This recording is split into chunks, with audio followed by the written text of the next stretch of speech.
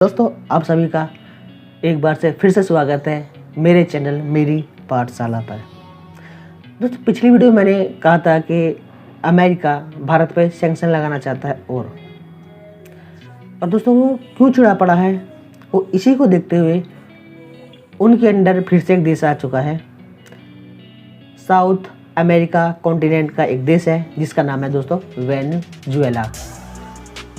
Venezuela से क्यों खफा इस वक्त?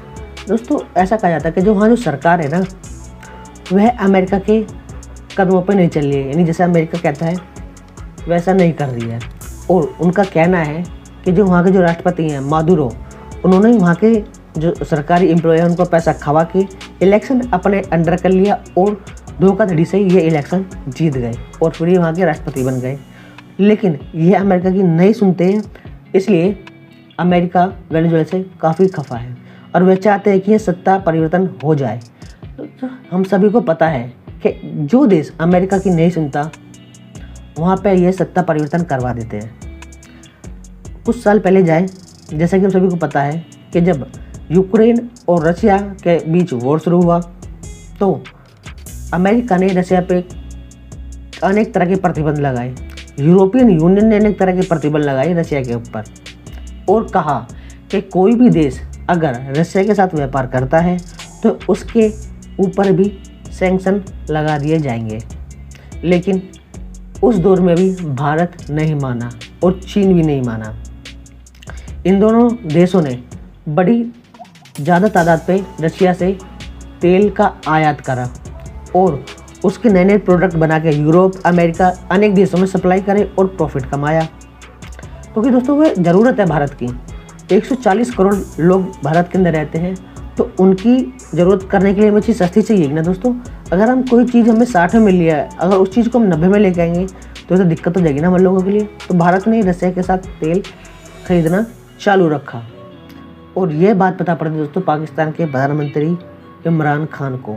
वह भी अपनी झोला बांधते हैं और पहुँच जाते हैं रशिया और रशिया से कहते हैं दोस्तों भाई रशिया, जिस दाम पर आप भारत को तेल दे रहे हैं उसी कीमत पर आप हमें भी तेल दीजिए। जैसे ही ये बात अमेरिका पहुंचती है न्यूज़ द्वारा, अखबार द्वारा, अमेरिका हो जाता है दोस्तों पाकिस्तान से बिल्कुल खफा। और वो 2 से 3 महीने के अंदर दोस्तों ऐसा कहा जाता है न्यूज़ द्वारा कि वहाँ पे सत्ता परिवर्तन करवा दिया और पपेट यानी जो उनके राहों पे चली सरकार वह सरकार ला के बिठा दी। यानी कि आज के टाइम में जो शहबाज शरीफ है, जो वहाँ के प्रधानमंत्री बने हैं, वो अमेरिका की बदौलत ही बने हैं। क्योंकि दोस्तों हमें आज तक पता है कि अमेरिका के अंदर नहीं, पाकिस्तान के अंदर अभी तक कोई भी व्यक्ति या कोई प्रधानमंत्री 5 साल का शासन पूरा नहीं कर पाया है।